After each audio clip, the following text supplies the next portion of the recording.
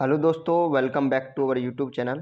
तो दोस्तों, जैसा कि आपको पता होगा, हमारे चैनल पर यूपी मेट्रो की रेगुलरली वीडियो अपलोड की जा रही हैं। ठीक है, तो ये क्या है, ये प्रैक्टिस सेट है जो कि दूसरा है। पहला मैंने डाल दिया है, ये दूसरा है जिसमें मैं मेटलर्जी के कुछ क्वेश्चन लेके आया हूँ। 10 क्वेश्चन लेके आया हूँ।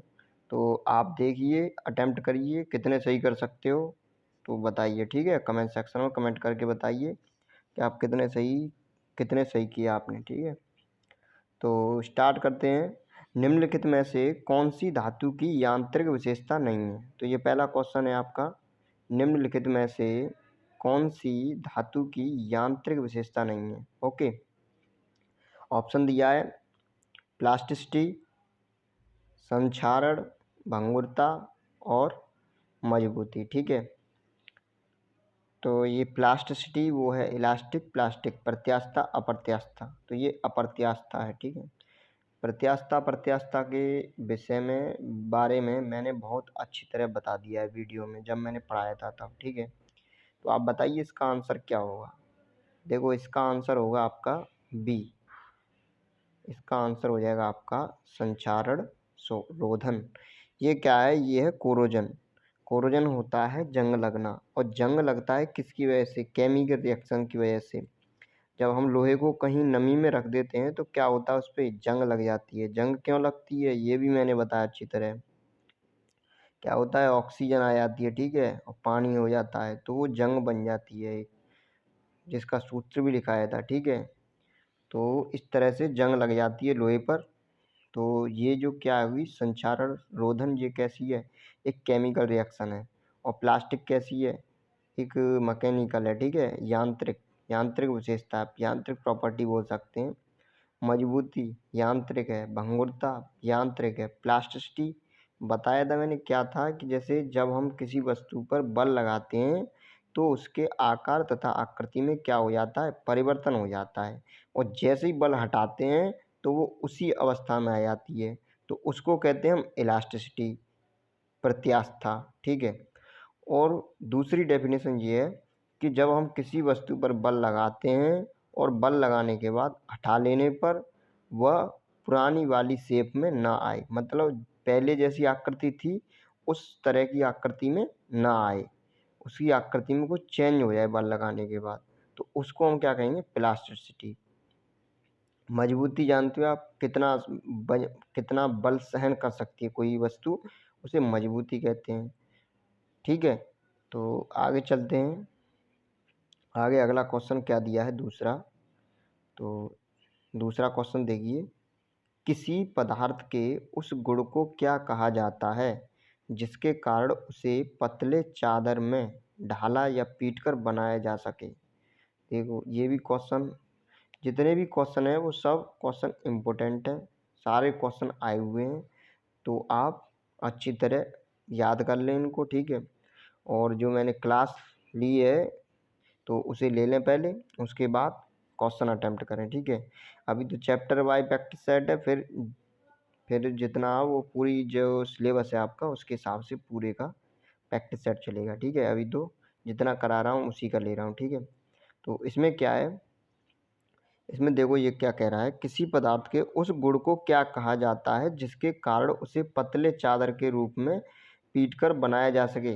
जैसे लोहा है, उसको पीट पीट कर बनाते चादर के रूप में, या सोना है, सोने को हम पीट पीट के पतले पतले तार एकदम, ठीक है, उसे वैसा भी चादर के रूप में भी बनते हैं कुछ आभूषण टाइप के। ठीक है, तो कह रहा है कि मतलब इस गुण को हम क्या कहते हैं?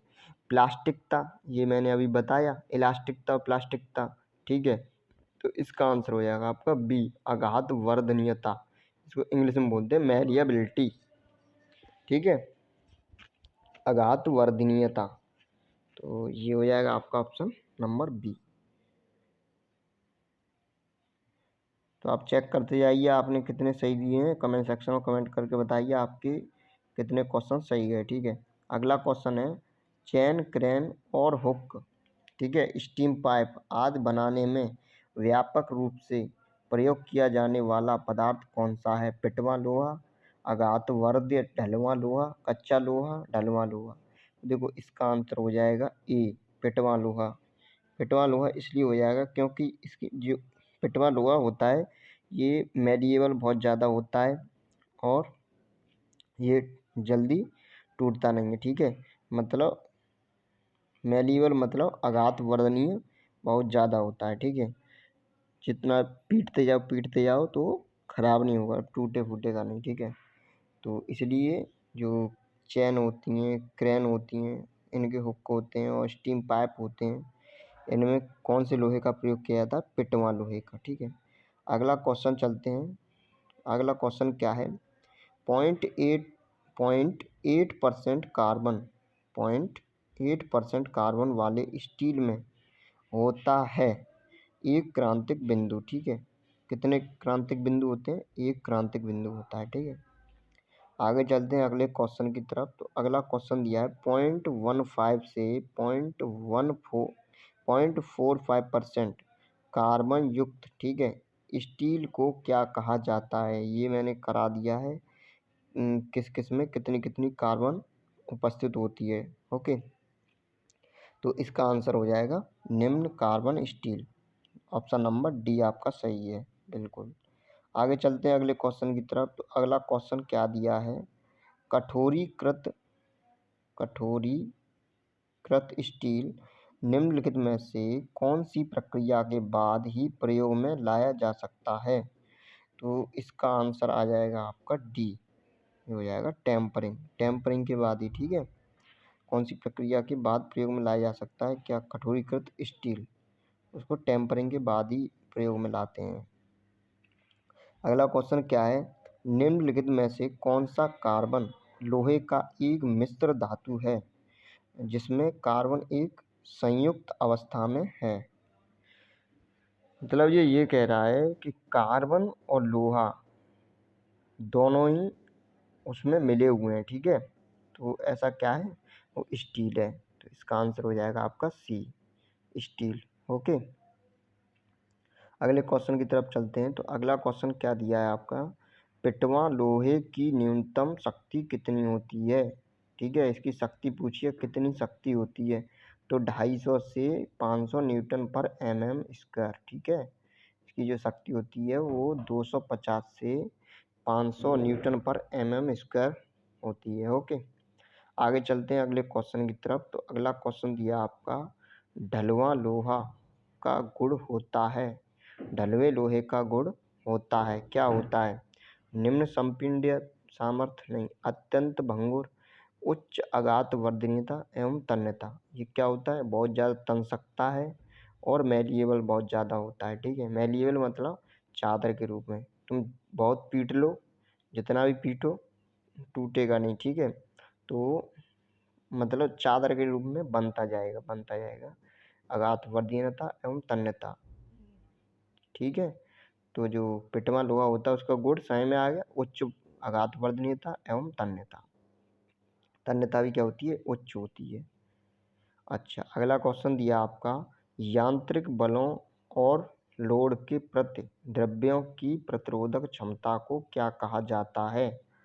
यांत्रिक बल और लोड के प्रति द्रव्यों की प्रतिरोधक क्षमता को क्या कहा जाता है? तो इसको देखो यांत्रिक गुण कहा जाता है, ठीक है। तो देखो अगर आप प्रैक्टिस सेट और पर डे अगर चलवाना चाहते हो, वीडियो अपलोड करवाना चाहते हो, तो कमेंट सेक्शन में कमेंट करके बताओ। तो लगभग 30-30 40-40 क्वेश्चन की और PDF बना के हम वीडियो अपलोड कर देंगे, ठीक है। तो ये देखो 10 क्वेश्चन थे, 10 क्वेश्चन में से आप बताइए आपने कितने सही किए, तो कमेंट सेक्शन में। और वीडियो कैसी लगी कमेंट सेक्शन में कमेंट करके बताएं। कोई भी डाउट हो तो ज़रूर पूछें, ठीक है।